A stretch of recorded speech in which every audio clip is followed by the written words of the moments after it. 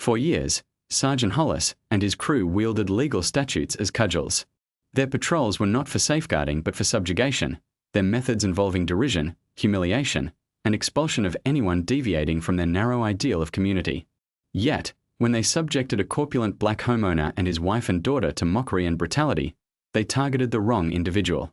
Unseen by them, unimagined by their limited perspectives, Marcus Reed was a decorated Delta Force commander, hardened by conflict and possessing an unyielding spirit.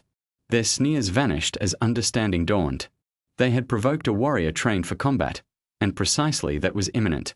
Before we proceed, please indicate your location in the comments and ensure you subscribe, as tomorrow's narrative is one you will not wish to miss. Marcus Reed guided his sport utility vehicle into the sweeping driveway of their new 2-story colonial residence, the late afternoon sun warming the brick facade. The car's cargo area brimmed with grocery bags from their inaugural substantial shopping excursion as property owners. A smile played on his lips watching Naomi practically vibrate in the back seat, her exuberance infectious. "Can I truly decorate my room any shade I please?" Naomi inquired for the third time that day, her dark eyes alight with the thrill of possibility. Angela, turning from the passenger seat, her face illuminated by a warm smile, responded, "Within sensible limits, sweetie. Perhaps not fluorescent green."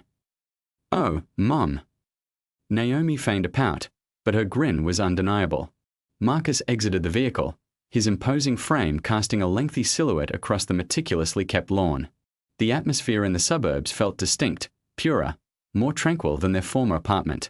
Yet, an undercurrent lingered, prickling the hairs on the back of his neck.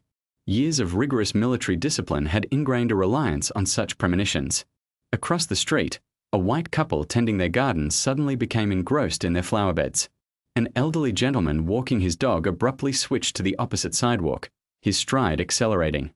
Two women with strollers exchanged hushed words, their gazes flicking toward the Reeds before hastening on. Angela, too, registered the subtle shifts. She invariably did. "Marcus," she murmured softly, reaching for his hand. "We belong here," he stated with conviction, tightening his grip on her fingers. He retrieved the property deed from his jacket, the document still crisp and official. "This dwelling is ours now." They commenced unloading provisions, the rustle of plastic bags accompanying their trips between the car and the front entrance. Naomi insisted on carrying the lighter parcels, determined to contribute. "Just imagine," Angela remarked, managing 3 bags with one arm while struggling with her keys. "No more sharing a sleeping space with all your cuddly companions, little one." "I'm going to create a dedicated reading nook," Naomi proclaimed, envisioning cushions and twinkling lights.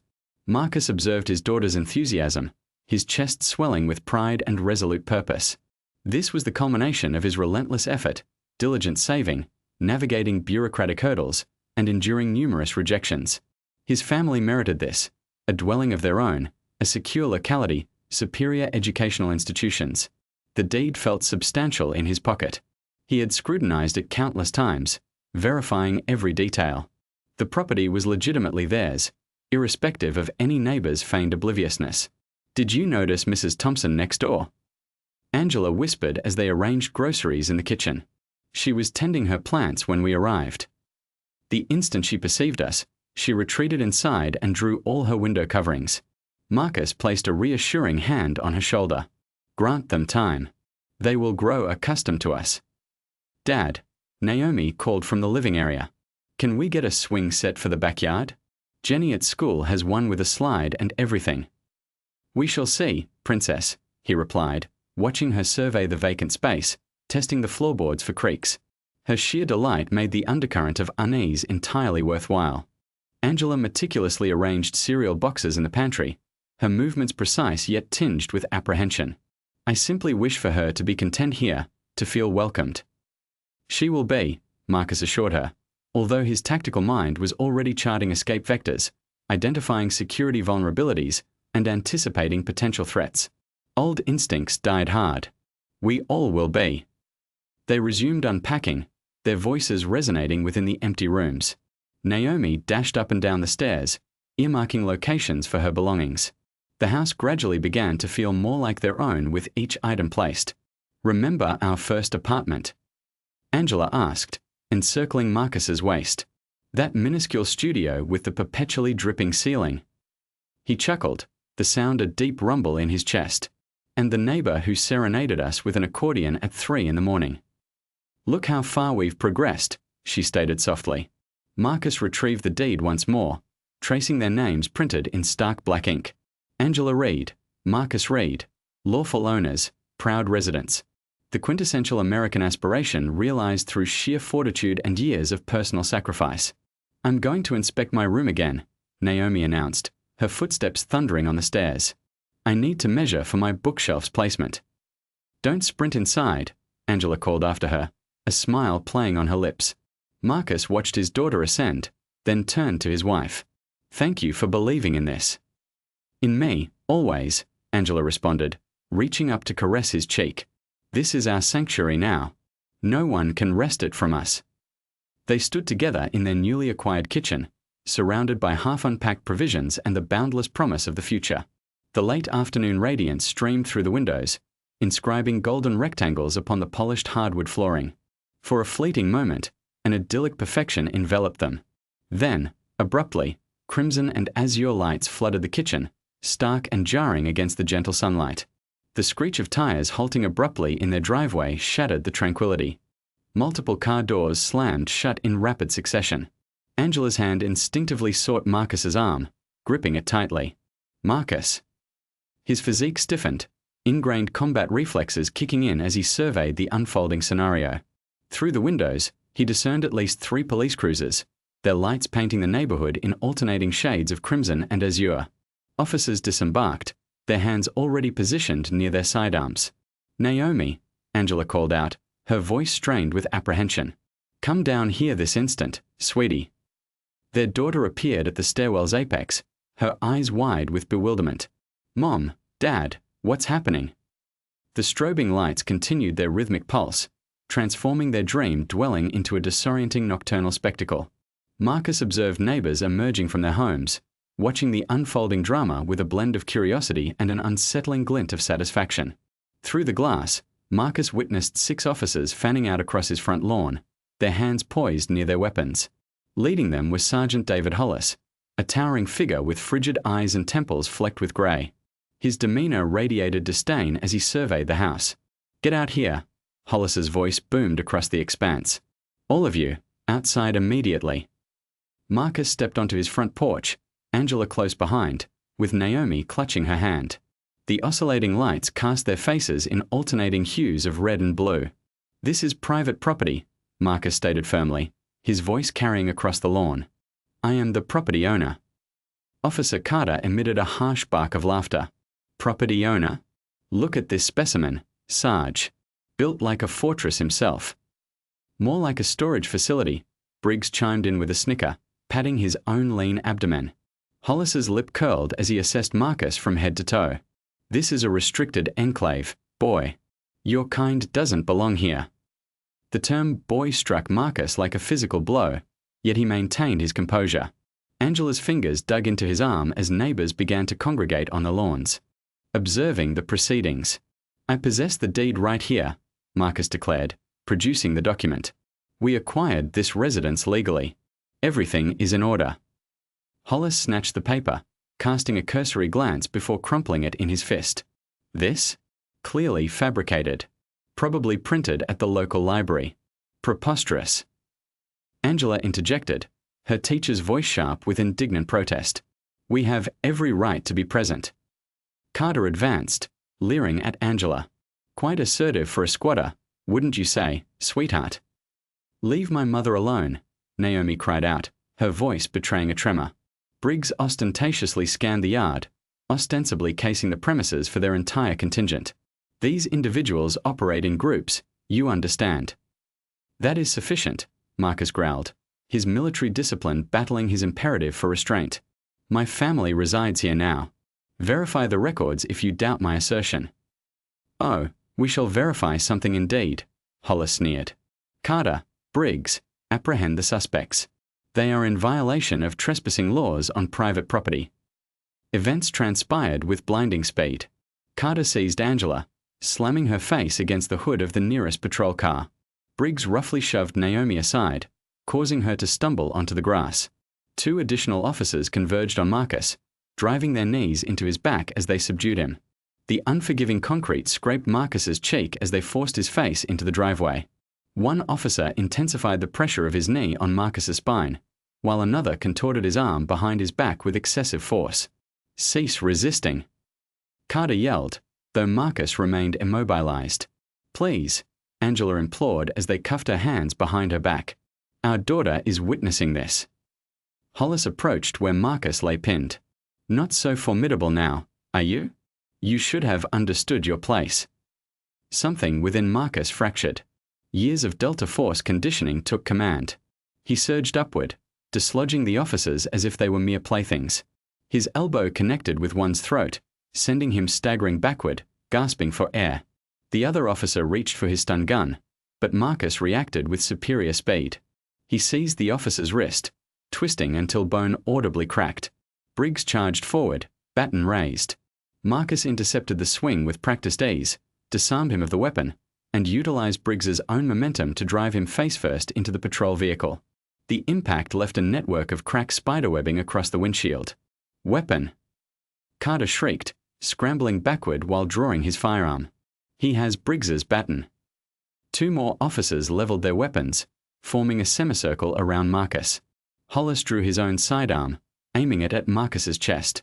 "Give me a reason," Hollis snarled. "Just one solitary reason." Angela, in the ensuing confusion, had managed to break free. She rushed to Naomi, enveloping their daughter in an embrace, drawing her close. "Marcus, please, consider Naomi." Blood trickled down Marcus's face from where it had been scraped against the concrete. His chest heaved as he adopted a combat stance, surrounded by drawn weapons. The metallic tang of blood filled his mouth, mingling with a visceral rage threatening to consume him. "You intend to fire upon me." Marcus's voice was chillingly calm. "In the presence of my wife and daughter, before all these witnesses." Neighbors were now brandishing their cellular devices, capturing every detail. Hollis also observed this, his gaze shifting between the accumulating crowd and Marcus. "Drop the baton," Hollis commanded, tightening his grasp on his firearm. "On your knees, hands behind your head." Marcus's military training urged him to exploit the tactical advantage. He could disarm at least two of them before they could fire. However, Angela's terrified expression and Naomi's subdued whimpers pulled him back from the precipice. "This is far from over," Marcus stated, blood dripping from his chin onto his attire. "Oh, it is merely the commencement," Hollis vowed, his voice laced with menace. The standoff stretched taut like a tripwire, neither party yielding. Crimson and azure lights continued to flash, casting chaotic shadows across the scene of violence that had erupted on what should have been a tranquil suburban street. The tension erupted into pandemonium as Carter lunged, his face contorted with fury. His fist connected with Angela's jaw with a sickening crack, sending her sprawling against the wooden porch steps. Blood trickled from her split lip as she crumpled to the ground. "Mom!" Naomi's cry pierced the night air. Another officer lunged for her, his meaty fingers closing around her small arm. Marcus's world turned crimson. The careful restraint he had maintained shattered like glass. His body moved with fluid, precise economy. Muscle memory from countless missions took over. Carter barely registered the blur of motion before Marcus's fist connected with his sternum, expelling the air from his lungs. The screen door splintered as Marcus drove Carter through it headfirst. The metal frame twisted and buckled, and Carter's body went limp as he crashed onto the porch amidst a shower of torn mesh and broken wood. Briggs fumbled for his holster, his eyes wide with panic. Marcus closed the distance in 2 swift steps, seizing the officer's gun hand and wrenching it backward. The sharp crack of breaking bones sliced through the chaos, followed by Briggs's high-pitched scream. His firearm clattered uselessly to the ground as he clutched his mangled arm. "Jesus Christ!" Another officer charged forward, nightstick raised. Marcus caught the swing effortlessly, using the man's momentum to drive him face-first into the porch railing. Wood splintered upon impact, and the officer slumped to the ground, blood streaming from his broken nose. They continued to advance, and Marcus continued to counter. His size belied his agility, each movement economical, each strike decisive. An elbow to a throat here, a knee to a kidney there. Bodies fell around him like autumnal foliage, the yard filling with groaning officers clutching various injured appendages. The laughter and racist taunts had ceased, replaced by gasps of pain and hushed whispers of shock. The neighbors who had gathered to observe stood in stunned silence. Their phones continued to record as the man they had dismissed as a mere target systematically incapacitated an entire police contingent. How? Carter wheezed from his position on the porch, blood streaming from his nose and split lip. You're just a... He coughed, spitting red onto the wooden planks. How can you move like that? Marcus stood at the epicenter of the carnage, his chest heaving. His knuckles were split and bleeding, his shirt torn at the shoulder. But his eyes remained sharp, focused, scanning for the next threat even as the remaining officers retreated. This is impossible, Briggs moaned, cradling his broken arm. Nobody fights like that. Nobody. Hollis had retreated to his patrol car, firearm still drawn, but his hands visibly trembling. The disdain in his eyes had been supplanted by something else. Fear. Marcus reached deliberately into his back pocket. Several officers flinched, anticipating another assault. Instead, he withdrew his wallet and extracted a worn identification card. You wish to ascertain my identity? His voice carried across the suddenly hushed yard. He held up the ID, allowing the porch light to illuminate the distinctive insignia. Commander Marcus Reed, Delta Force, retired. The ensuing silence was deafening. One of the officers, who had been reaching for his taser, let his hand drop limply to his side. Another took an involuntary step backward. Delta, Carter's voice cracked as he attempted to push himself up from the splintered remains of the screen door. You're impossible, Hollis whispered. But the tremor in his voice betrayed his crumbling composure. The man they had dismissed as an easy mark, mocked for his physique, was one of the world's most highly trained soldiers. Marcus moved to Angela's side, gently assisting her to her feet. She leaned against him, touching her split lip with trembling fingers. Naomi ran to them both, wrapping her arms around their waists and burying her face against Marcus's chest. Do you still wish to scrutinize my credentials? Marcus's voice was lethally calm as he fixed his gaze on Hollis. Do you still intend to inform me that I do not belong here? The officers, those still capable of standing, had retreated to their patrol vehicles, leaving their injured colleagues strewn across the yard and porch. The neighbors continued filming, their devices capturing every facet of the astonishing revelation. Carter attempted to crawl toward his dropped firearm, but his arms gave out, and he collapsed back onto the porch boards with a wet cough. Briggs had curled into a fetal position, whimpering softly as he clutched his shattered arm. Hollis's voice faltered as he surveyed his incapacitated men, then looked back at Marcus. The Delta Force identification card still gleamed in the artificial light, a damning testament to their catastrophic miscalculation. This isn't what? Marcus's quiet question carried more menace than any shouted command. Isn't proceeding according to your plan? Isn't this the outcome you anticipated when you elected to terrorize my family? Angela pressed closer to his side, her hand finding his. Blood from her split lip had stained the collar of her shirt, but her eyes blazed with the same defiant fire as her husband's. Naomi looked up at them both, her young face streaked with tears. The porch light cast stark shadows across the tableau, broken bodies, splintered wood, and at the center, a family standing resolute, the Delta Force insignia catching the light like a promise of retribution yet to come. The morning sun cast lengthy shadows across the driveway as Marcus loaded empty paint cans into his truck. The front porch still bore the visible vestiges of the previous night's violent confrontation. Splintered lumber, torn screen mesh, and dark stains that would prove recalcitrant to simple cleaning. I shall return in approximately an hour, he called to Angela, who stood in the doorway, an ice pack pressed against her swollen lip. I simply need to procure supplies to rectify this situation. Naomi peeked around her mother's hip. May I accompany you? Marcus gently shook his head. Not this time, child. Remain with your mother. He omitted the unspoken truth, the one they all understood. It was not safe for her to be out unaccompanied with him at this juncture. The local hardware emporium was largely deserted when Marcus arrived. He sensed the cashier's gaze following him as he proceeded to load his cart with planks of wood, screws, and a replacement screen door. The morning news flickered on a small television set behind the counter, and Marcus caught fleeting glimpses of his own visage on the screen. That will be $247, the cashier stated, his voice strained with barely concealed animosity. His name tag read, Dave. Marcus presented his credit card. Dave held it as if it might inflict harm. Saw you on the news, Dave mumbled, swiping the card with deliberate slowness. They say you put 6 officers in the hospital. That is not precisely what transpired, Marcus replied, keeping his voice level, though his jaw tightened. Yeah, video footage indicates otherwise. Dave thrust the receipt at him. We do not require your brand of disruption in this locale. Marcus harbored a desire to debate, to elucidate, but he had learned long ago that some convictions were immutable. He loaded the supplies into his truck in silence, his posture erect despite the weight of apprehensive glances from other patrons. The sight of 3 patrol cars parked conspicuously in front of his residence caused his stomach to plummet. Angela stood on the porch, arms crossed, while 2 uniformed officers, unfamiliar to Marcus from the previous night's encounter, barred her access to the dwelling. Marcus Reed, a man in a suit, stepped forward, displaying his badge. Detective Wilson, Internal Affairs. We have some documents for you. Marcus parked with measured precision, his movements deliberate as he exited the truck. What manner of documents?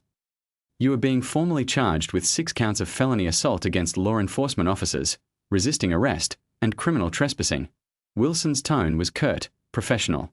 We have witness statements corroborating that you initiated an assault upon officers without provocation during a routine property assessment. Without provocation. Angela's voice cracked with incredulity. They attacked us. We have irrefutable proof. The neighbors were documenting the entire incident. Wilson's smile did not reach his eyes. No video recordings have been formally submitted as evidence. In fact, multiple witnesses attest that you were confrontational from the outset, disregarding lawful commands and initiating hostilities. Marcus's hands clenched into fists as he perused the charges, his distinguished military record, his decorated service history. It all proved irrelevant. They had distorted every aspect, portraying him as a dangerous criminal who necessitated immediate apprehension. The news is broadcasting egregious falsehoods. Dad. Naomi appeared in the doorway, her mobile device clutched in her hand. They are labeling you a thug. Jenny at school mentioned her mother relayed that you had attempted to harm those officers. Marcus's heart constricted with the pain in his daughter's tone. He accessed his phone's internet browser, and there it was. A story about a volatile ex-military individual who allegedly attacked law enforcement during a routine traffic stop. The report depicted him as erratic and perilous, raising questions about how someone with such aggressive tendencies was permitted to serve in Delta Force. This is preposterous, Angela stated, moving to stand beside him. We had at least 10 different neighbors recording. There is absolutely no way all that footage simply vanished. I strongly advise you to secure competent legal representation, Wilson advised, already turning to depart. Your initial court appearance is set for next week. Until then, remain within the county limits. He paused, glancing back with frigid eyes. And pray that none of those officers succumb to their wounds. The police cruisers departed, leaving Marcus standing on his property, clutching documents that threatened to dismantle his entire life. The necessary supplies for the hardware store remained untouched in his vehicle. The damaged porch, now a secondary concern. As the day progressed, additional news reports emerged. Each one presented a more damning narrative, implying his military background had rendered him mentally unsound, questioning his ownership rights to the property, and even hinting at substance abuse based on anonymous informants. Naomi arrived home from school in tears. No one will speak to me, she sobbed into Angela's embrace. They're saying we are criminals, that we stole this residence.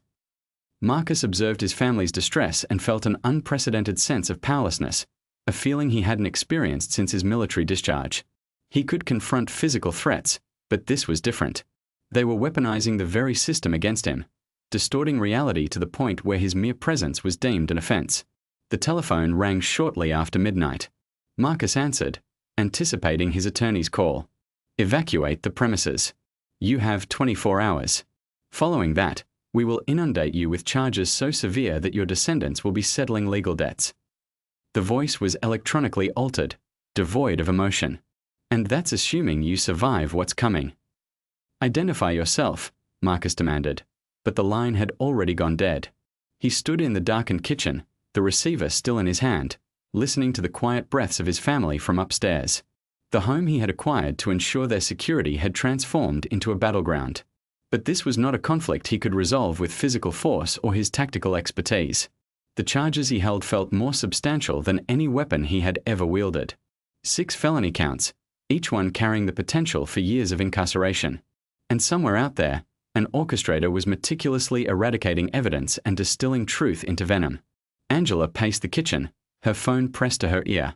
Yes, tomorrow at 10 o'clock would be ideal. Thank you, Ms. James. She concluded the call and turned to Marcus, who was seated at the table, poring over the stack of legal documents. I have scheduled an appointment with Clarissa James. She's a civil rights attorney who has a successful track record with cases of this nature. Marcus did not look up. We cannot afford a high-profile lawyer, Angela.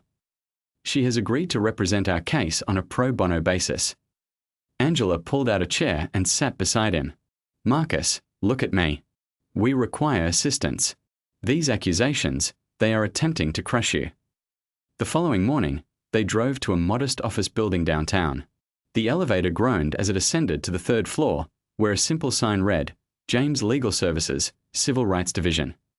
Clarissa James rose as they entered, her piercing gaze taking in every detail. She appeared younger than Marcus had anticipated, but projected the assurance of someone who had engaged in numerous legal contests. Mr. and Mrs. Reed, she said, indicating the chairs opposite her desk. I have reviewed the initial charges, but before we address those, there is something you must understand about your property. She retrieved an aged, yellowed newspaper from her desk drawer. The date indicated June 15th, 1963. Your residence is situated on land that formerly belonged to the New Hope Baptist Church. It was destroyed by fire during an event the press termed civil unrest, though it was, in fact, a deliberate act of racial animosity. Marcus leaned forward, examining the grainy black and white photograph of a church engulfed in flames. I have never heard of this because they suppressed it. Clarissa's voice grew stern. 17 individuals perished that night. The church had been actively organizing voter registration initiatives. Local authorities, including law enforcement, were complicit in the assault. Subsequently, they appropriated the land under the guise of urban renewal. Angela's hand found Marcus's. And now, that land is valued in the millions due to development projects in which certain individuals have made substantial investments. Clarissa spread out additional documents. The very families who facilitated the cover-up of the massacre continue to wield influence in this city. The present police captain. His paternal grandfather served as sheriff during the arson. Marcus felt a chill descend into his stomach. The charges are not related to last night at all, are they? No, Clarissa affirmed with a shake of her head. They never intended to uphold the law. You represent a threat because you possess land that safeguards their secrets. Land saturated with blood they prefer to disregard. She produced more recent documents. Examine these property records. Every instance a black family has attempted to purchase property in that vicinity, they have encountered harassment, fabricated charges, and unfortunate incidents. You are merely the most recent target. But we have the deed, Angela contended. We acquired it legally through a blind listing, Clarissa clarified. They were unaware of the purchaser until you came forward. Now they are rushing to expel you before anyone begins to inquire about the land's historical context. Marcus stood, pacing the confined office. So, what is our course of action? We fight. Clarissa's eyes blazed. I have been compiling a case regarding this land for years, but prior families were intimidated into withdrawing before we could reach litigation. With your military background and unblemished record, you are their worst apprehension, someone who will not be easily cowed. They are attempting to portray me as volatile and unstable, Marcus gestured to the charge sheets. Precisely. They are employing their customary strategy. Discredit, criminalize, destroy. Clarissa leaned forward. But here is what they are unaware of. I have located relatives of the church victims. They are prepared to provide testimony regarding the actual events. We can reveal everything. Angela squeezed Marcus's hand. This is no longer solely about our home, is it? No, Clarissa confirmed. It concerns justice that is 6 decades overdue. That evening, Marcus stood in his front yard as the sunset cast a crimson hue across the sky. He gazed at the ground beneath his feet, contemplating the church that once stood there, the individuals who perished fighting for their rights. The very soil seemed to whisper with echoes of that violent night. This land holds spectres, he murmured, finally comprehending why the atmosphere felt heavier than mere summer humidity. The sound of shattering glass disrupted the tranquility. Marcus spun towards the noise as Angela shrieked from within. A rock lay amidst glittering fragments on their living room floor. Across its surface, a single word had been spray-painted in red. Get out. Marcus picked up the rock, its weight familiar in his grasp. He had faced projectiles and explosives in war-torn regions. But this was different. This was not merely a threat to his life, but an endeavor to obliterate history itself, to inter truth beneath layers of deceit and brutality. Through the fractured window, he could discern the houses of his neighbors, lights illuminated behind drawn curtains. How many were aware of the truth concerning this land? How many had perpetuated the silence for generations? Angela appeared beside him. Naomi clutched tightly. What are we going to do? Marcus turned the rock over in his hands. The spray paint was still wet enough to stain his fingers crimson. In the distance, a police siren wailed, but he knew they would not intervene. Not to assist, at least. They were part of a system designed to keep certain narratives buried, certain individuals in their assigned positions. The following morning's sun revealed an unwelcome discovery. Thick, black lettering marred the white garage door. Go home, outsider. The paint was still tacky, applied sometime before dawn. Marcus stood in his driveway, fists clenched, scrutinizing each hateful character. Naomi pressed against Angela's side, her small fingers gripping her mother's shirt. Why do they keep doing this, Mom? Before Angela could respond, police sirens blared. 2 cruisers arrived, Officers Hollis and Carter emerging with smug expressions. They ostentatiously examined the garage door, exchanging knowing glances. He probably did it himself, Hollis declared loudly. These types always want to play the victim, Carter snickered. Yes, spray painting their own home for sympathy. Quite desperate, Marcus stated, maintaining a steady voice, though anger burned within him. Are you going to file a report or simply stand there levying accusations? Report. Hollis produced his notepad with exaggerated slowness. Certainly. Let's see. Suspect description matches the homeowner. Approximately 6 feet tall, a heavy-set black male. That suffices. Angela stepped forward, shielding Naomi. Our daughter has to witness this animosity daily. You are meant to protect and serve. Carter's grin widened. Serve? Oh, we are serving something. All right. Serving a notice that you folks might want to consider relocating to a more suitable environment. Marcus felt his military conditioning take hold. The calm concentration preceding combat. Are you threatening my family, officer? Threatening? Hollis raised his eyebrows in feigned astonishment. Merely offering friendly counsel. A shame if something were to befall that pretty little girl of yours at school. Children can be so cruel. Angela pulled Naomi closer, her face pale with indignation. Remove yourselves from our property. Public sidewalk, Carter stated, tapping his badge. We go where we please. They lingered for another 15 minutes, taking notes and chuckling before finally departing. Marcus immediately retrieved his phone to document everything, including their badge numbers. I need to get Naomi to school, Angela said quietly. Then I have my teaching duties. Marcus nodded, but a gnawing worry persisted. Their daughter had remained silent since the officer's arrival. His concern proved well-founded.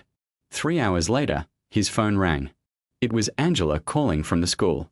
You need to come, she said, her voice strained with tears. Now. He found them in the guidance counselor's office. Naomi sat curled in a chair, tears streaming down her face. A crude drawing had been affixed to her locker. Stick figures of her family were depicted hanging from a tree. The other children, she hiccuped between sobs. They said we deserve it, that we are tainted and do not belong here. Marcus knelt before his daughter, taking her small hands in his. Listen to me, baby. You are beautiful. You are strong. You belong wherever you wish to be. But why do they hate us? Naomi's voice cracked. We haven't done anything wrong. Angela began to respond, but her phone buzzed. She stepped into the hallway to answer it. When she returned, her face was ashen. That was the principal, she said flatly. My contract is being terminated effective immediately. What? Marcus stood. They cannot do that. Apparently, they have received numerous parental complaints regarding my aggressive demeanor and inappropriate political viewpoints in the classroom. Angela's laugh was bitter. In other words, I refused to remain silent while they tormented our daughter. Naomi's sobs intensified. Marcus drew both his wife and daughter into his arms, feeling them tremble with grief and fury. Other teachers passed by the office window, averting their gazes. Later that evening, after finally getting Naomi to sleep, Marcus and Angela sat at their kitchen table. The spray-painted message on the garage door was still visible through the window, a stark reminder of their new reality. "We could leave," Angela whispered, gazing into her cold coffee. "Find somewhere else." Marcus reached across the table, taking her hand. "Do you understand what happens if we flee? They win. Not just against us, but against history itself. They get to continue concealing their transgressions. But our daughter is watching us." Marcus's voice grew impassioned. "She needs to witness us standing our ground, fighting back, demonstrating that justice is worth defending." Angela stuttered their clasped hands. "I am afraid, Marcus. Not of them, but of losing you. These individuals, they possess power, connections. They could obliterate everything we have built." Marcus stood, pulling Angela into his embrace. Through the window, he could see police vehicles patrolling their street again, a constant reminder of the forces arrayed against them. "Let me tell you something about power," he said softly. "True power is not derived from badges or wealth or lineage. True power lies in holding your position when every inclination urges you to retreat. True power is the pursuit of righteousness, even when the cost is everything." Angela pressed her face into his chest. "They are attempting to break us. Then they have selected the incorrect family." Marcus's voice hardened with resolve. "Do you believe I endured Delta Force training, fought in 3 war zones, merely to permit some prejudiced officers and corrupt politicians to displace us from our home? They wish to erase history. We will illuminate it so brightly that they cannot conceal themselves any longer." Angela pulled back, searching his face. "What are you going to do?" Marcus's jaw set into a determined line. "They desire conflict." He glanced at the garage door, the shattered window, and thought of Naomi's tears and Angela's lost employment. They have chosen the wrong adversary. Marcus sat in his dimly lit home office, surrounded by monitors displaying surveillance feeds from around the property. He had installed them strategically. A doorbell camera, views of the garage, discrete units concealed within trees. Every approach was covered. The footage played in real time, casting a blue luminescence across his face as he logged the patrol patterns. "Third sweep tonight," he muttered, noting the timestamp as another cruiser passed by. Their headlights swept across his walls before receding into darkness. His phone vibrated. Jorge was calling. "Do you have those documents I requested?" Jorge inquired without preamble. "You are not going to be pleased with what I've uncovered." Marcus leaned back in his chair. "Proceed." "I obtained land deeds dating back 50 years. That entire neighborhood was once owned by black families.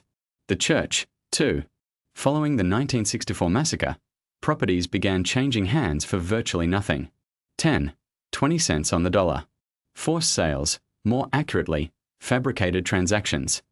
I discovered cases where owners transferred deeds while verifiably deceased or incarcerated. Police reports from that era indicate a consistent pattern. Harassment, arrests on spurious charges, suspicious fires. Sound familiar?" Marcus watched another patrol car creep past. History repeating itself. "It escalates," Jorge continued. "I traced the financial flow. Shell corporations acquired everything, then held onto it for decades. Now they are selling to developers for millions. Any guesses who holds shares in those corporations? City officials. Bingo. The police pension fund as well. Half the department's retirement relies on that land remaining undisturbed and predominantly white." Marcus rubbed his temples. "That's why they are so desperate to force us out. We are not merely undesirable neighbors. We represent a threat to their retirement." "Your residence specifically," Jorge added. "It is situated on what was formerly church property. If anyone begins to investigate that history, their entire scheme collapses." Marcus pulled up the property records on his computer. "Forward me everything you've uncovered. I require proof." "It's already encrypted and en route," Jorge confirmed. "But Marcus," he paused, "these individuals have resorted to murder to maintain secrecy before. They will do so again." "I am aware. That is why I am compiling evidence. Marcus clicked through his surveillance feeds. I have been tracking their movements, documenting every interaction, building a case they cannot suppress. Wise, but exercise caution regarding who you confide in. That politician you mentioned. I found his name on some rather intriguing documents. Marcus leaned forward. Which ones? Development permits. Rezoning applications. He has been fast-tracking everything, circumventing historical preservation statutes. He receives a handsome consulting fee for his efforts. A subtle movement on one of the screens captured Marcus's attention. A patrol car parked down the block. Lights extinguished. Officer Carter emerged, checking his phone. Must conclude this call, Marcus said. Carter is up to something. He ended the call and retrieved his equipment, a compact camera, night vision optics, a monocular, and a radio scanner. Years of military surveillance had honed his ability to move undetected, to track targets without being observed. Carter proceeded to Joe's Diner, 2 blocks away. Marcus followed, remaining within the shadows, utilizing parked vehicles for concealment. Through the diner's windows, he observed Carter slide into a booth opposite a well-dressed man, City Councilman Davidson. Marcus positioned himself near a partially ajar window, setting up his camera. The diner was largely unoccupied, their voices carrying clearly. This is taking an inordinate amount of time, Davidson stated, stirring his coffee. The developers are growing apprehensive, Carter leaned forward. We are applying pressure. His wife lost her employment. The children are being ostracized at school. Standard protocol. Insufficient. That land needs to be cleared by the end of the fiscal quarter. The longer he remains, the greater the probability that someone will begin inquiring about the original proprietors. What about an incident? Carter suggested. A house fire, perhaps. Insurance would compensate him. Everyone benefits. Davidson shook his head. Too precarious. He is not just any individual. Military connections. We need him to depart voluntarily. Then allow us to handle it according to our methods, Carter insisted. We will drive him out, just like the others. Marcus's hands tightened on the camera. He had suspected malfeasance, but hearing it discussed so casually ignited his fury. These men viewed his family as an inconvenience, his home as an impediment to their financial gain. He photographed their meeting, recorded their conversation. Each piece of evidence strengthened the case he was constructing, yet it also confirmed his deepest fears. This was not arbitrary harassment. It was a calculated campaign supported by individuals possessing both power and resources. As Carter and Davidson concluded their discussion, Marcus slipped away, navigating back alleys until he reached his residence. He uploaded the new evidence to his secure server, then transmitted copies to Jorge. Reviewing his cameras again, Marcus observed more patrol cars circling his block. They believed they were hunting him, attempting to wear him down, but he was the one gathering intelligence, documenting their movements, building a case that would expose decades of corruption. Let them watch, he mused.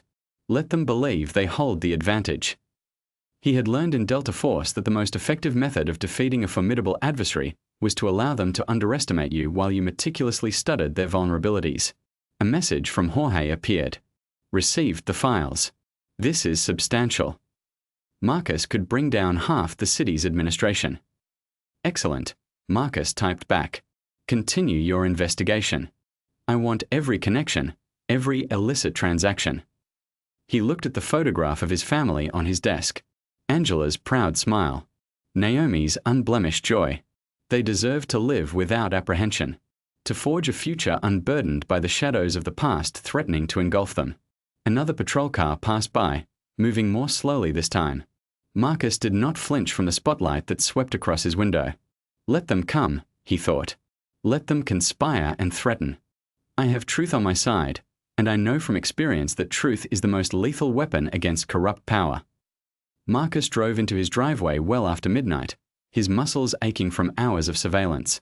The house was dark, save for the kitchen light. Angela invariably left it illuminated when he worked late. He silenced the engine, relishing the brief moment of quiet before heading inside to his family. Movement caught his eye, shadows shifting between parked vehicles. His combat instinct screamed danger. Before he could react, dark figures emerged from all directions. 5 men in black masks, clad in tactical gear. not common thugs. Their movements indicated training. Should have heeded the warning. "Read," one of them growled, his voice muffled by the mask. Marcus remained in the car, his mind rapidly assessing potential courses of action. They had positioned themselves to obstruct any escape routes. 2 were armed with pistols, 3 with batons. Their posture suggested either law enforcement or military backgrounds. "This is your final opportunity to disengage," Marcus cautioned, his voice unwavering despite the surge of adrenaline coursing through his system. They responded with an assault. Marcus moved like lightning. He ripped the vehicle door open with explosive force, striking the closest adversary squarely in the face. The sickening crack of bone echoed as the man collapsed, his mask stained with blood.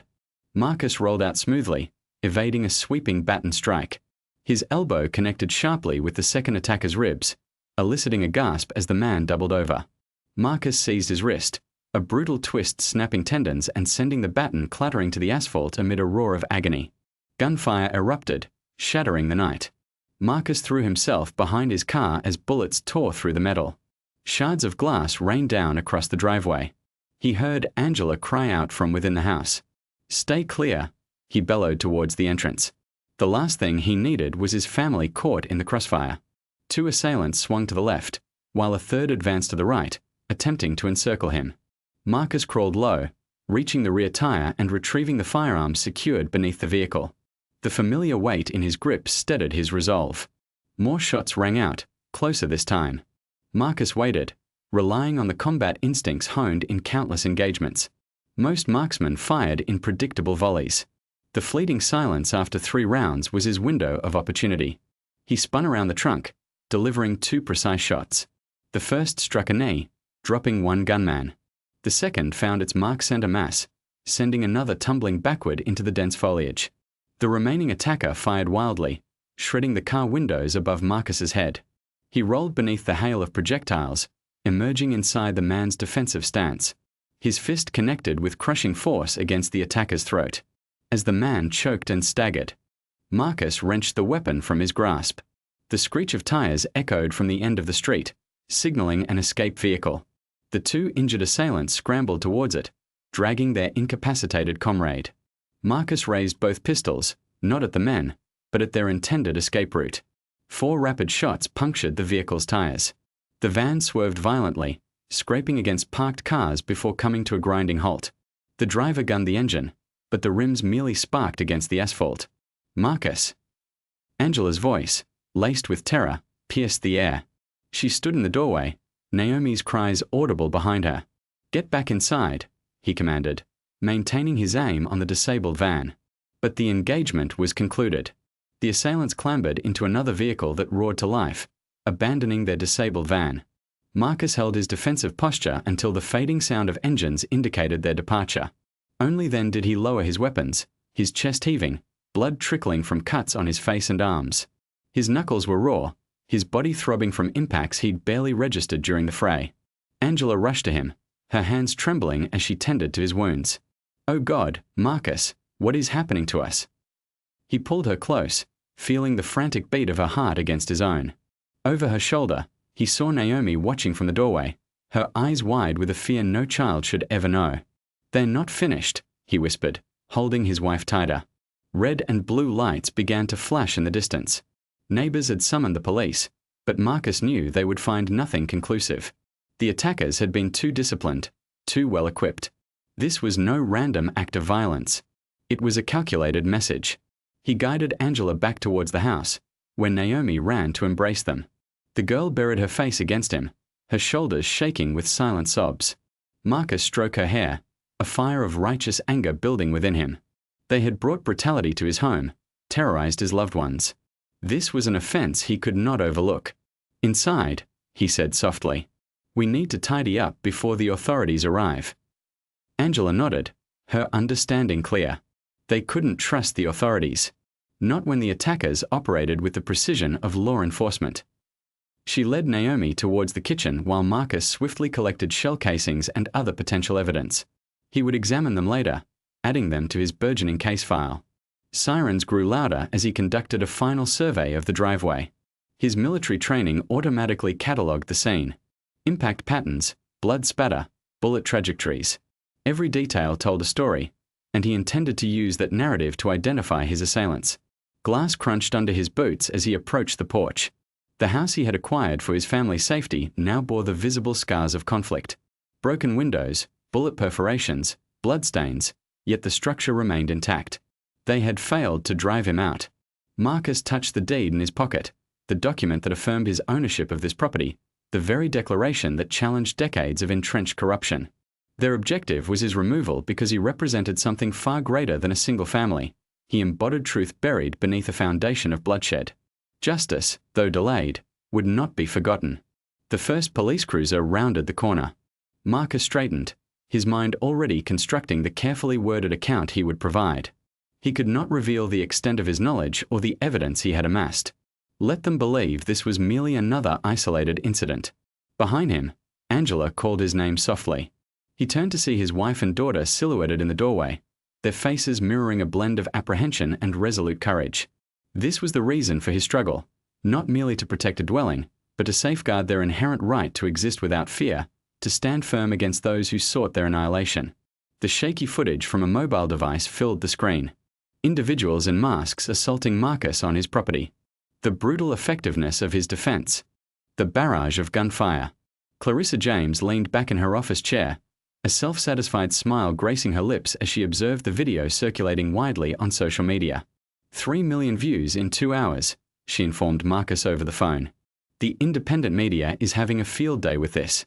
Those thugs had no idea you had security cameras installed. How significant is the public outcry? Marcus inquired, pacing his living room.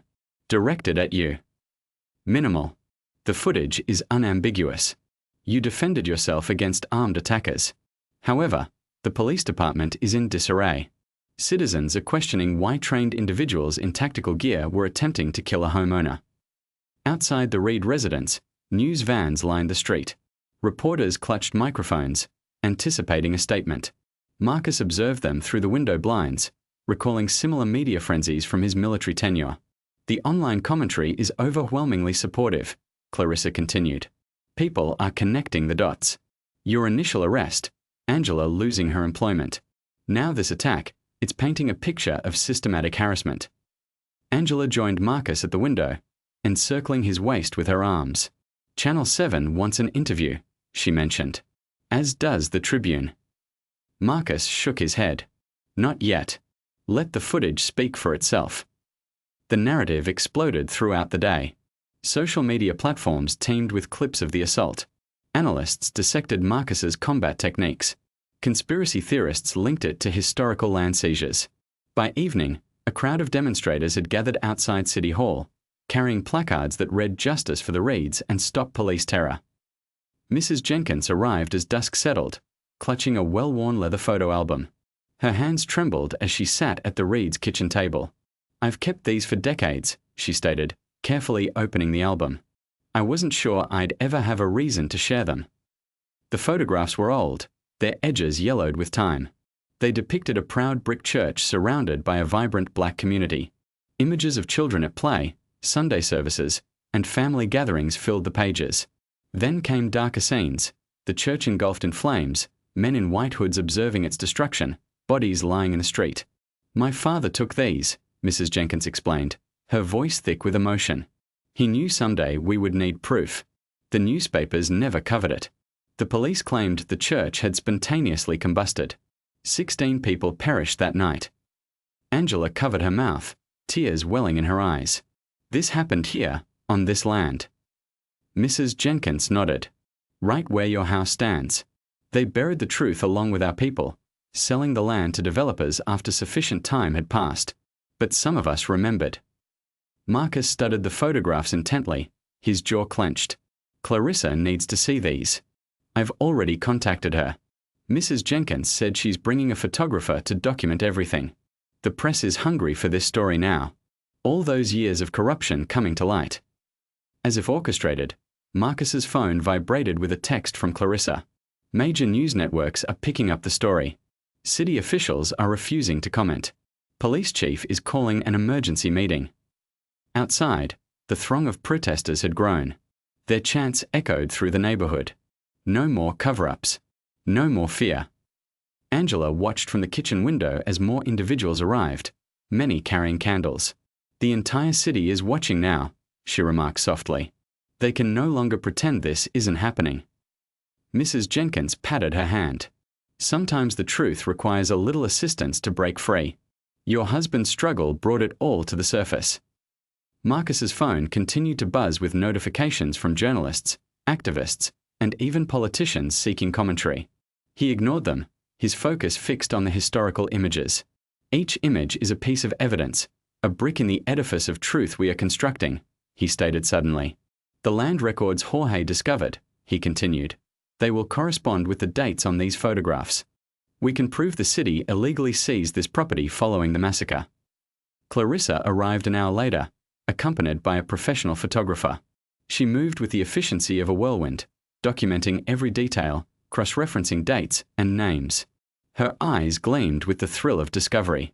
This is it, she declared, the smoking gun. We can demonstrate decades of institutional corruption, all leading to the attacks on your family. The city's house of cards is about to collapse. Through the window, they could observe news helicopters circling overhead. The protest had swelled to occupy the street. People from all walks of life stood united, demanding answers and justice. Angela embraced Marcus from behind, resting her head against his broad back.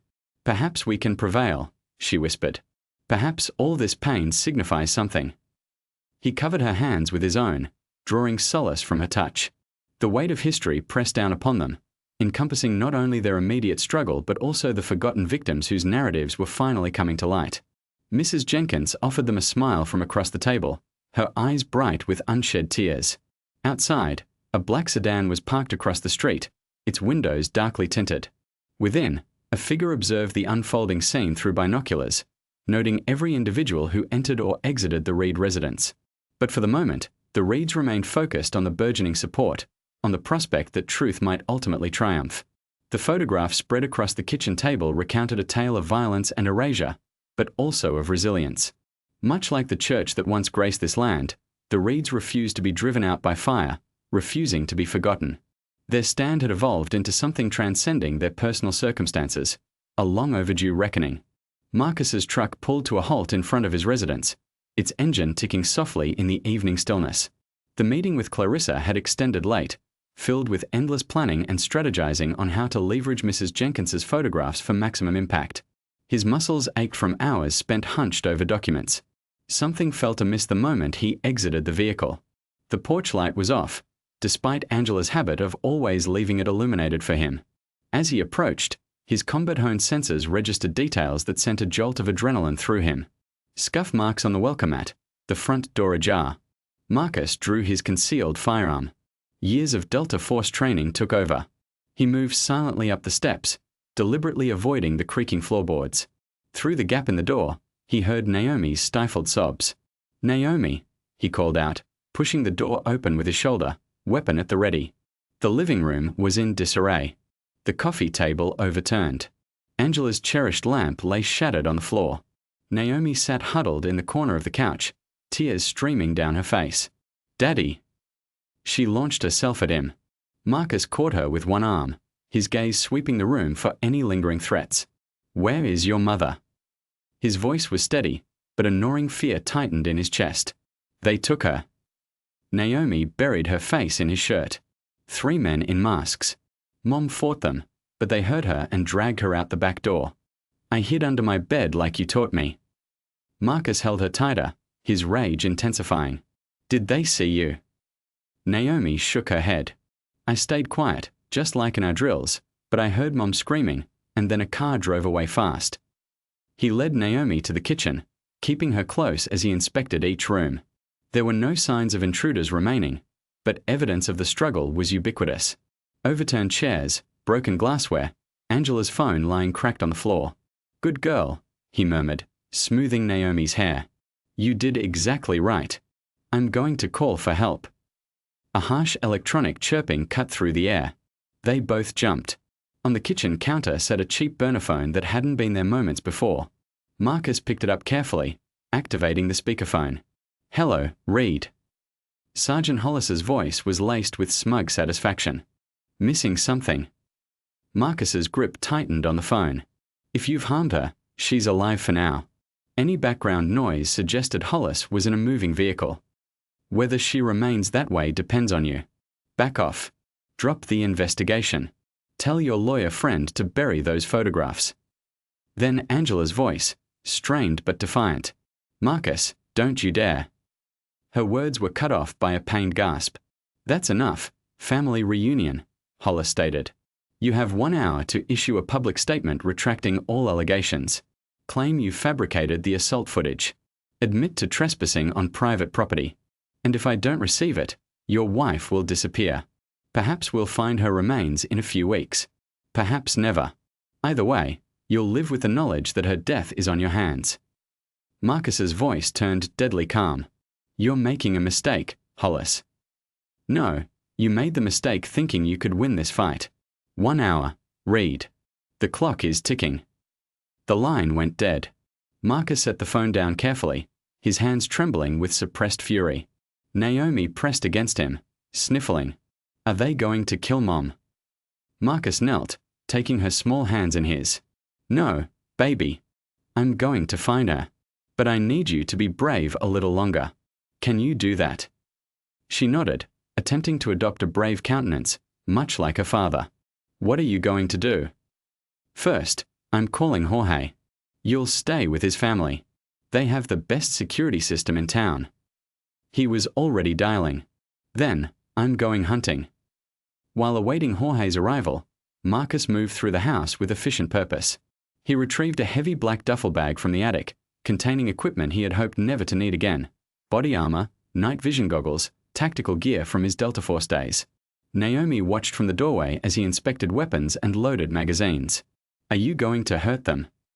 Marcus paused, looking at his daughter.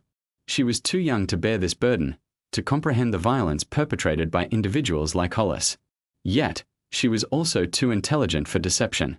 They hurt our family, he said carefully. They took your mother. Sometimes, bad people only understand one language. Jorge arrived within 15 minutes, armed and alert. His wife, Carmen, immediately embraced Naomi. My house is a fortress, Jorge assured Marcus. Security cameras, motion sensors, armed response. She'll be safe. I know, Marcus replied, hugging Naomi tightly. Be good for Carmen. I'll bring Mom home soon. As Jorge's vehicle departed, Marcus returned to his preparations. The rage he had been suppressing solidified into a cold, tactical focus. Hollis and his men believed they were dealing with an ordinary civilian. They had no inkling that they had just challenged a Delta Force commander on his own territory. He knelt in the kitchen, holding Angela's shattered phone, recalling her smile that morning. The familiar weight of combat gear settled upon his body like a second skin. In his mind, he was already mapping infiltration routes, analyzing enemy positions, preparing for war. They have just signed their death warrant, he whispered to the empty house. The words were not a threat or a promise, but a simple statement of fact. These men had taken his wife, terrorized his daughter, and now they would learn why Delta Force operators were universally feared. The hour Hollis had granted him ticked away. However, Marcus made no move to comply. Instead, he completed his preparations in methodical silence. They expected him to yield, to break. Instead, they had awakened something far more perilous than they could ever conceive. Mrs.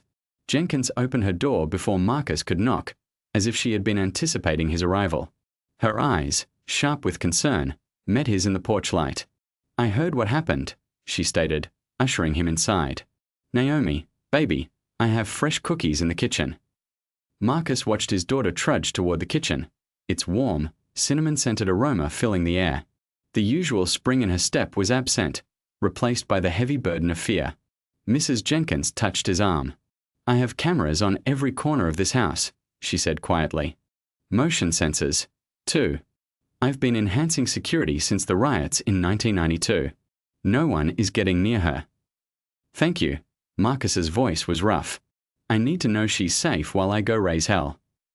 Mrs. Jenkins's eyes flashed. Good. It's about time someone did. This land has seen too much pain already.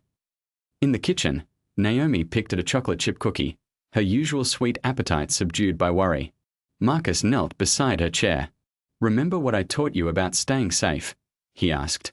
Naomi nodded. "Stay away from windows. Keep my phone on. Don't answer the door for anyone but you or Jorge." "That's my girl." He kissed her forehead. "Mrs. Jenkins has my number. Call if you need anything, even just to talk." "Will you find Mom tonight?" Marcus hesitated. He would not deceive her. "I'm going to try, but it might take time to do it right." "Just bring her back," Naomi's voice wavered. "I don't care how long it takes." Headlights swept across the front windows as Jorge's SUV pulled up. Marcus hugged Naomi one last time, inhaling the familiar scent of her hair. "Be brave, baby girl. I love you." "Love you, too, Daddy." Mrs. Jenkins walked him to the door. "Those men think they can keep doing this forever," she said. "Show them they're wrong." Marcus nodded grimly. "They won't touch another family after tonight." Outside, Jorge was already unloading gear from his trunk. The ex-military operator moved with practiced efficiency, handing Marcus a heavy tactical vest. "Level 4 plates," Jorge stated. "We'll stop anything short of a rifle round. Got your old kit, too. Night vision, comms, the works." They moved into Mrs. Jenkins's garage, laying equipment out on a workbench. Jorge spread out a hand-drawn map. "I've got 3 possible locations where they might be holding Angela," he said, tapping points with a calloused finger. "Old warehouse complex by the river. Lots of abandoned buildings, perfect for keeping someone quiet. Police training facility on the outskirts. Restricted access, but they've got holding cells. And this condemned church property they use for SWAT drills." Marcus studied the map, his mind working through tactical approaches. "What's your intel source?" "Remember Bobby from the unit? His private security now. Does contract work with the department. Says there's been unusual activity at all 3 sites tonight. Patrol cars coming and going. Lights on when buildings should be empty." Jorge laid out more gear, suppressed pistols, extra magazines, combat knives, zip ties, everything they would need for a quiet infiltration. But his movements were tense, worried. "Marcus," Jorge paused, his hand on a rifle case. "These aren't insurgents in some mountain cave. They are cops. Maybe dirty ones, but still cops. You go in hot, there's no coming back. Best case, you spend life in prison. Worst case." "They killed my career once," Marcus stated, checking the action on a pistol. "Tried to destroy my family. Now they've taken my wife. What would you do?" Jorge was quiet for a long moment. "Same thing. But you need to understand. You go in there, you might not come back." Marcus loaded a magazine, the click sharp in the garage silence. "I don't need to. Angela does. Please, at least allow me to accompany you. A 2-man unit, just like in the past." "No," Marcus stated with unwavering resolve. "Your presence is required here, overseeing Naomi, should anything untoward occur." He left the thought unspoken. Jorge offered a slow nod. "All right, but I'll be providing remote surveillance from this location. Continuous radio contact. Do you require reinforcements?" "I can be there in 15 minutes." They dedicated the subsequent hour to meticulously reviewing their equipment and operational strategies. Marcus detached his tactical vest, retaining only the most critical components. Swiftness and discretion would be paramount. Jorge assisted him in adjusting the night vision apparatus, verifying radio frequencies, and securing any loose items that might produce noise. According to Bobby's intel, the warehouse complex exhibits the highest level of activity, Jorge reported, his gaze fixed on his mobile device. 3 unidentified vehicles arrived within the past hour. "This could be our most promising avenue." Marcus concurred. The chosen site was strategically sound. Remote, offering multiple egress routes, and easily controllable. He would commence his operation there, and if necessary, proceed to alternative locations. "What is your projected time frame?" Jorge inquired. "I will first conduct reconnaissance of the warehouse. I'll be searching for any indication of Angela's presence. If she is indeed there, I will await a moment of compromised security, likely in the early hours of the morning. I'll strike when they are weary." Sluggish.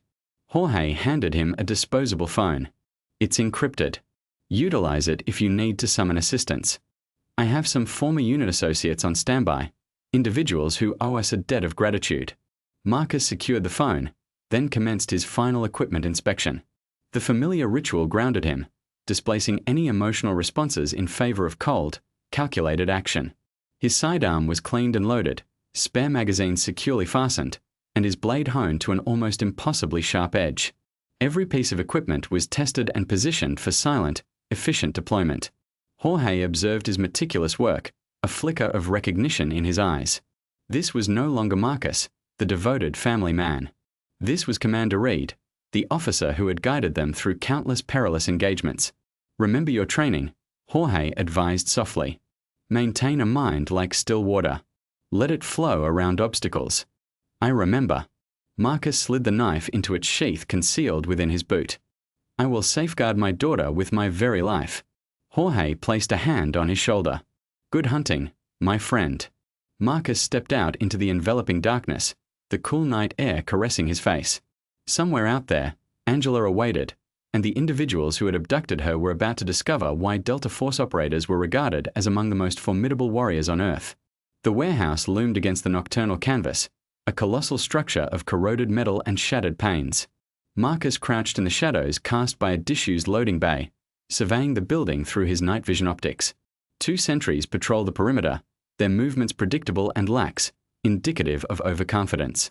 They were not military personnel, merely law enforcement officers playing soldier. He had been observing for 3 hours, meticulously charting their routines.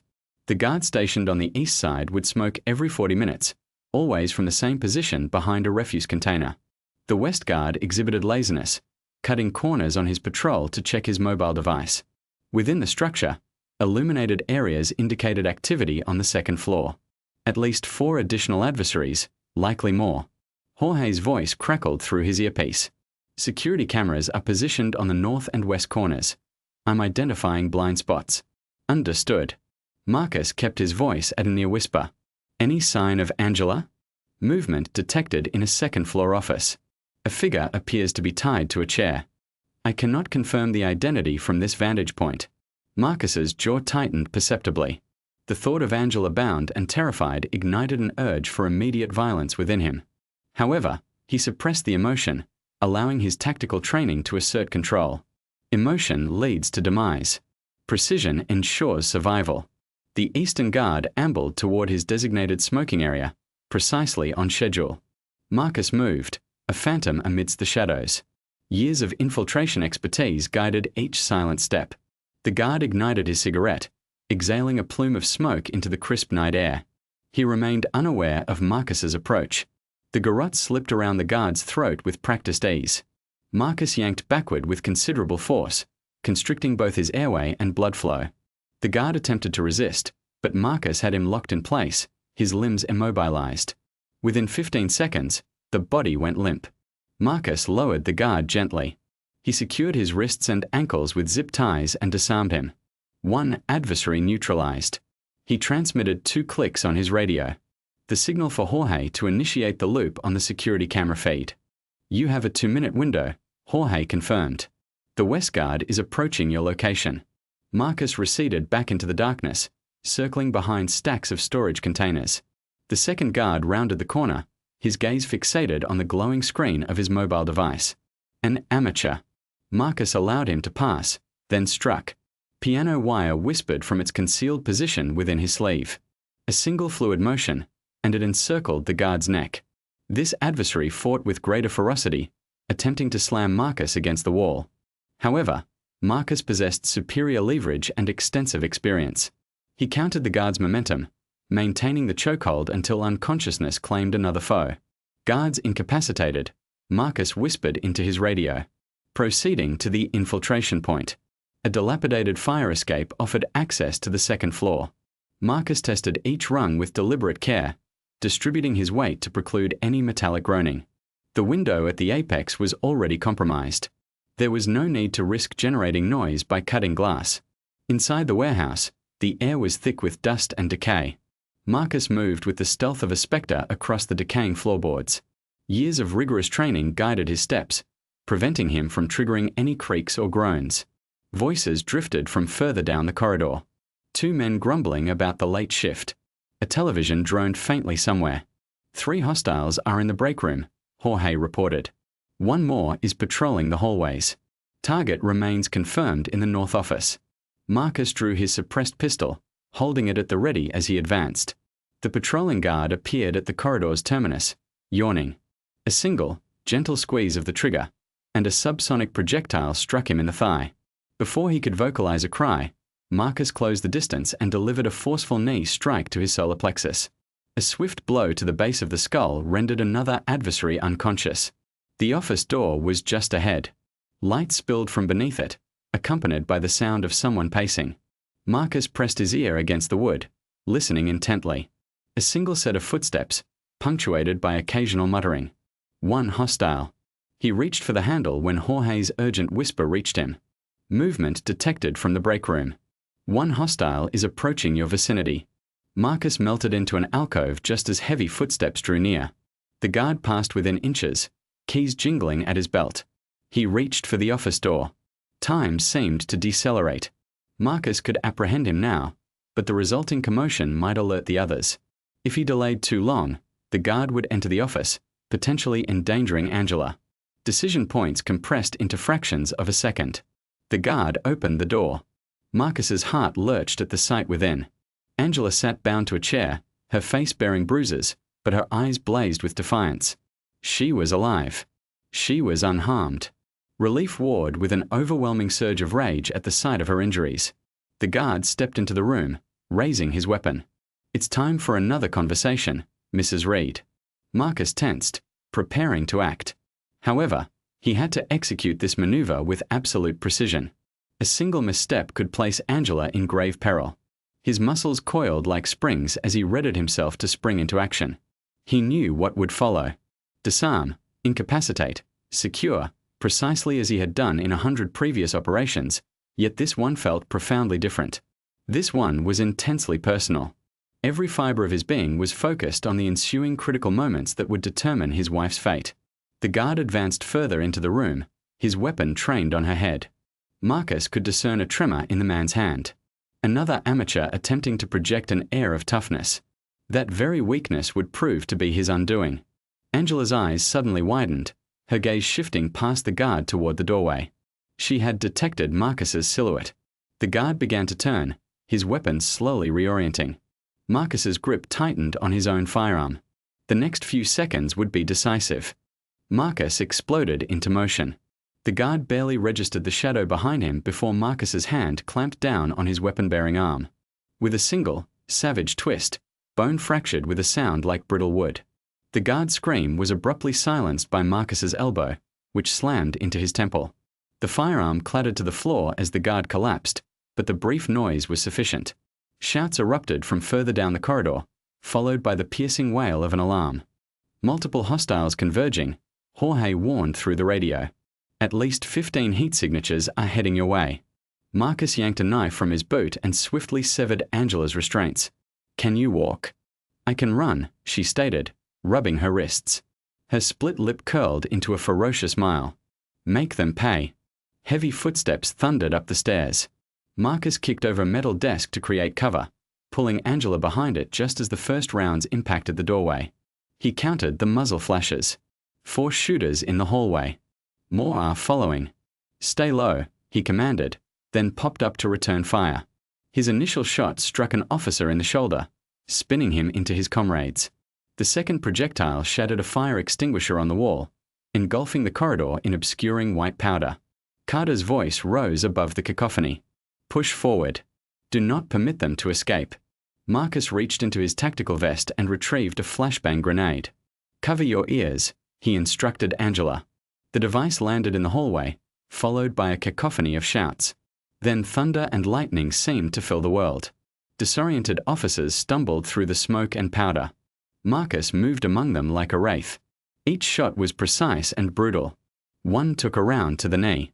Another received a sharp blow to the throat. Carter emerged from the haze, firing wildly. Marcus's retaliatory shot struck him in the thigh, bringing him down with a howl of agony. This way. Marcus grabbed Angela's hand, guiding her toward the emergency stairwell. However, More law enforcement officers were ascending from below, their gunfire filling the stairwell. Back. They retreated into the office as bullets tore through the doorframe. Marcus spotted Briggs among the attackers, his face ashen with fear. Their eyes met. Briggs turned and fled, shoving past his fellow officers in a desperate bid for escape. Coward! Someone yelled after him. But Marcus was already in motion, leveraging the chaos to his advantage. He pulled a smoke grenade from his vest and rolled it down the stairs. Dense grey clouds billowed upwards, providing concealment. Fire in the hole. An officer's warning came too late. Marcus had already pulled the pin on another flashbang. This one had been modified with additional explosive material. The detonation was deafening in the confined space, sending officers tumbling down the stairs in a tangle of limbs and expletives. Angela pointed to a maintenance catwalk spanning the warehouse floor. That leads to the central office. They sprinted across the metal grating as bullets ricocheted off the railings. Marcus paused to sever the catwalk supporting cables behind them, causing a section to crash down with several pursuing officers still upon it. More gunfire erupted from below. Marcus shoved Angela behind a support beam, returning fire one-handed while retrieving his final flashbang.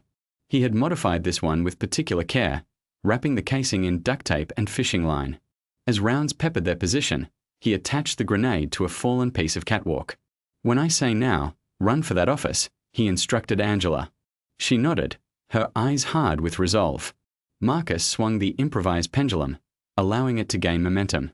When the line of officers below grouped for a concerted advance, he released it.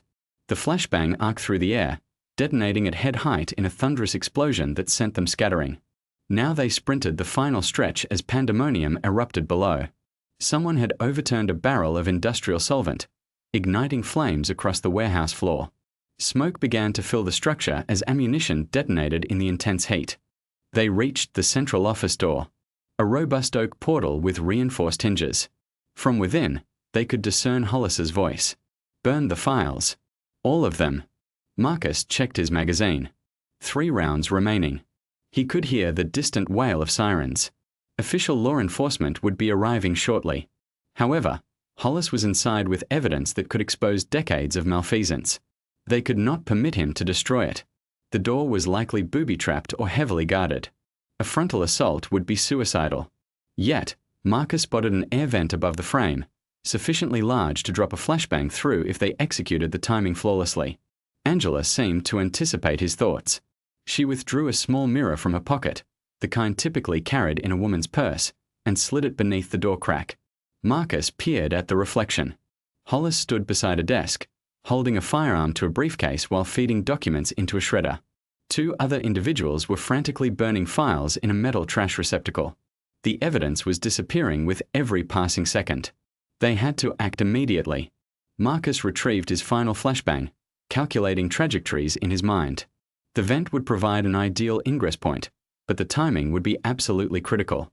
A single error could result in Hollis firing the briefcase, obliterating their best opportunity for justice.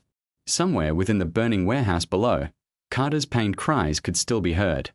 The sprinkler system activated, showering water through the smoke. Steam began to fill the upper level as Marcus prepared for the final breach. He met Angela's gaze, recognizing the same unwavering determination reflected there as burned in his own heart. Whatever transpired next, they would confront it united. Marcus raised the flashbang, prepared to conclude this conflict definitively. Marcus braced himself, then kicked the vent cover loose. The flashbang dropped through, but before it could detonate, Hollis's derisive voice echoed. "I know you're out there, Reed. Come and face what awaits you like a man." Marcus hesitated, his finger poised over the trigger mechanism. Angela touched his arm and shook her head. Hollis would be anticipating the flashbang at this juncture. "Your wife wishes to see you," Hollis called out. "Don't keep her waiting." Marcus's jaw clenched. He would need to alter his approach. Maintaining a steady tone, he responded. "Open the door, Hollis. Let's talk." "That's more like it." Keys jingled, and the heavy door swung inward. The scene inside ignited Marcus's fury.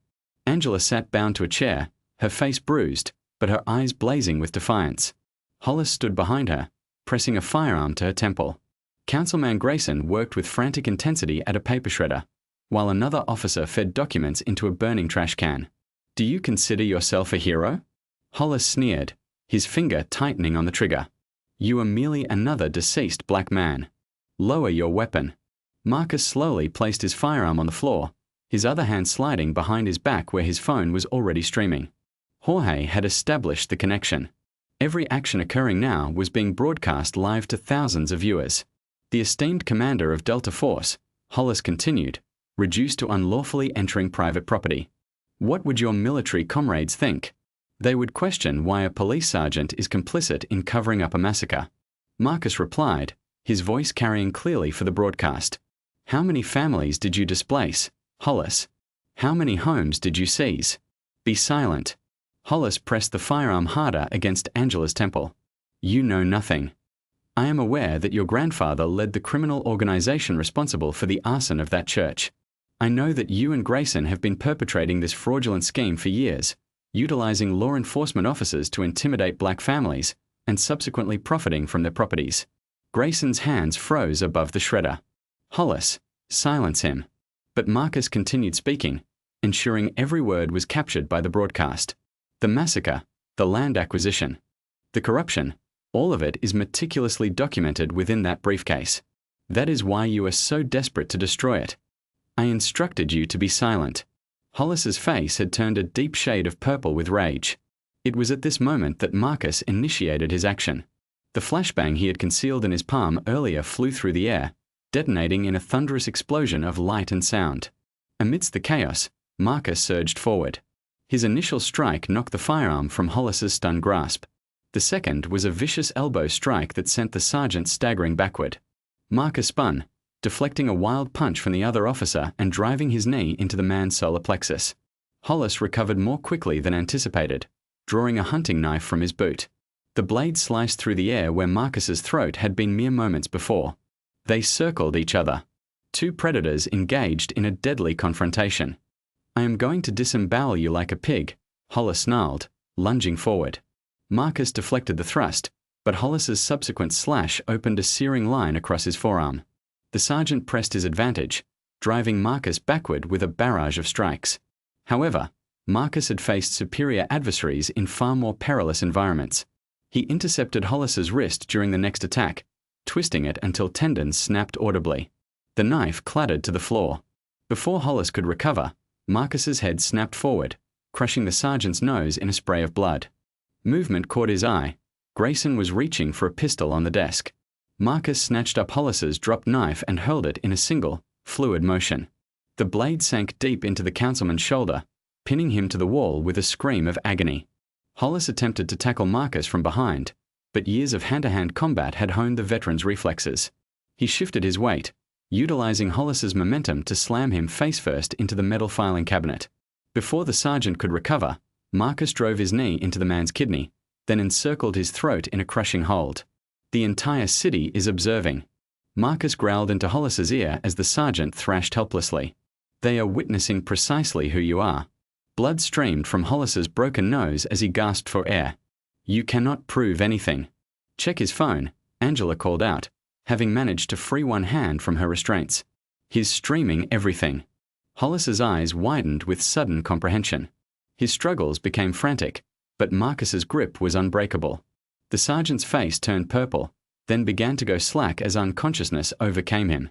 Marcus released the hold, allowing Hollis to crumple to the floor. He retrieved his firearm and aimed it at Grayson, who still hung pinned to the wall by the knife protruding from his shoulder.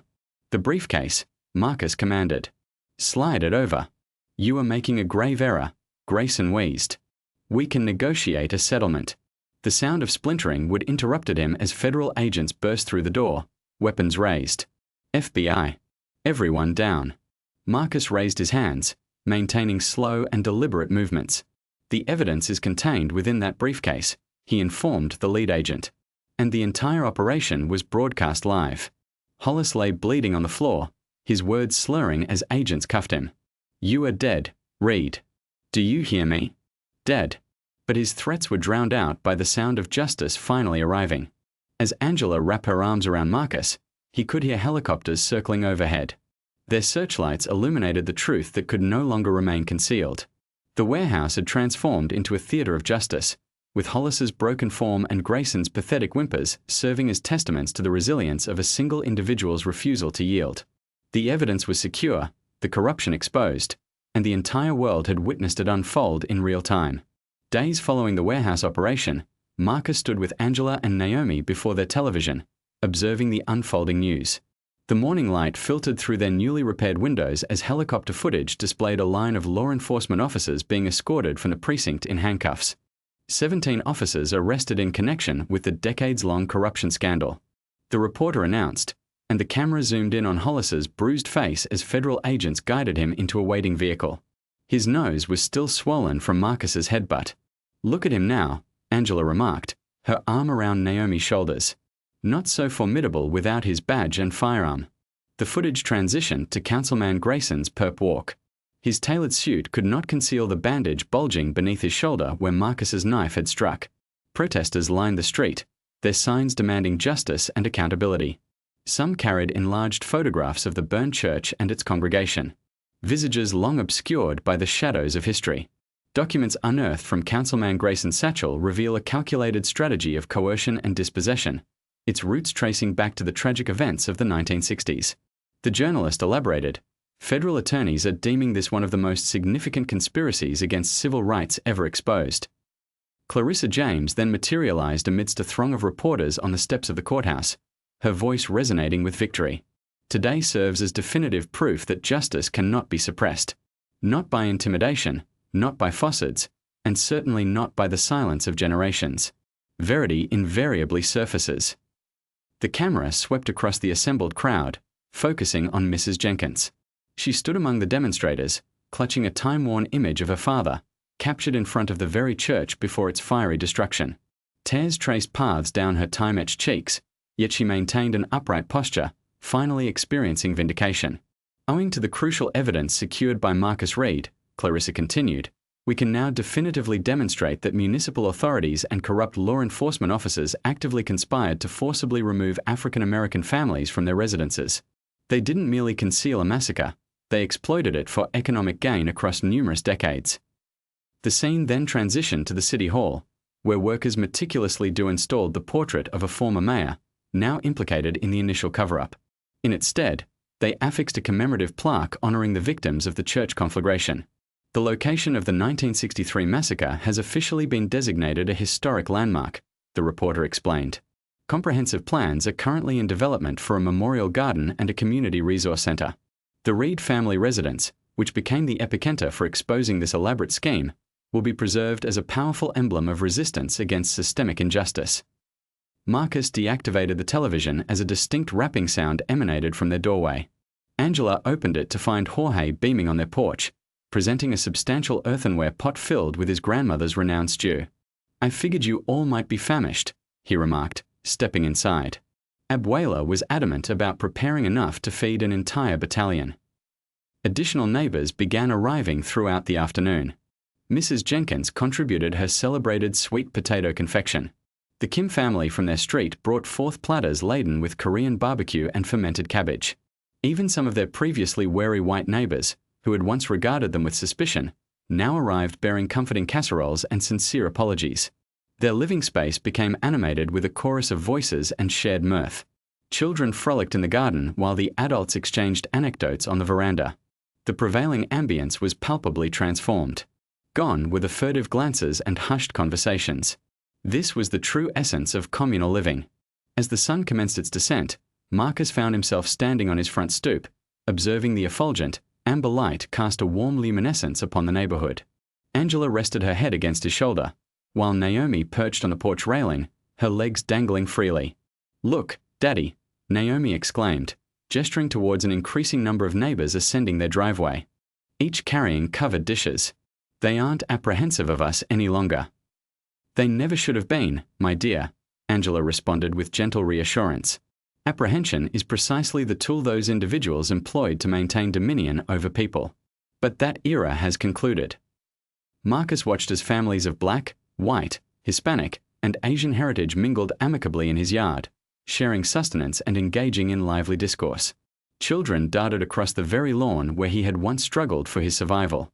The very place intended to shatter them had, in fact, become a beacon of restoration. Mrs. Jenkins approached, bearing a framed monochromatic photograph. "I wish for you to have this," she stated, presenting it to Marcus.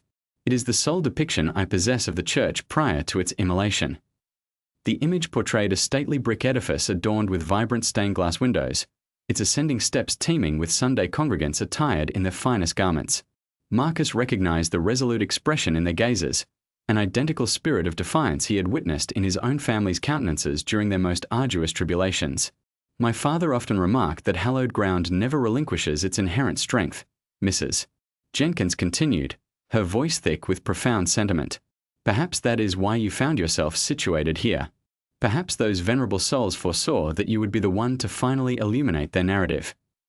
Naomi's fingers delicately traced the photograph. "They cannot erase us anymore.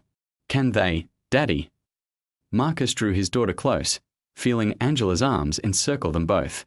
The descending sun cast their elongated shadows across the porch. 3 figures stood resolute and unyielding upon ground reclaimed by the truth. "Never again, my darling," he whispered, his voice imbued with the profound weight of both a solemn pledge and a heartfelt supplication. "Never again." The evening atmosphere vibrated with the cheerful sounds of children's laughter, the clinking of cutlery, and the shared narratives of neighbors. Where animosity had once sought to fracture, amity was slowly mending. Where untruths had endeavored to obliterate history, truth now flourished like blossoms erupting through concrete. The Reeds stood united on their porch, observing their community undergo a profound healing. They had championed more than merely a dwelling. They had striven for a home in its most profound and encompassing sense. A sanctuary where all individuals could stand with inherent dignity, where the past was duly honored, and where justice, at long last, found its authentic voice. I sincerely hope you found enjoyment in this narrative. Kindly disseminate it amongst your acquaintances and remember to subscribe to ensure you do not overlook subsequent installments. In the interim, I have personally curated 2 stories for your consideration that I believe will captivate your interest. I wish you a truly splendid day.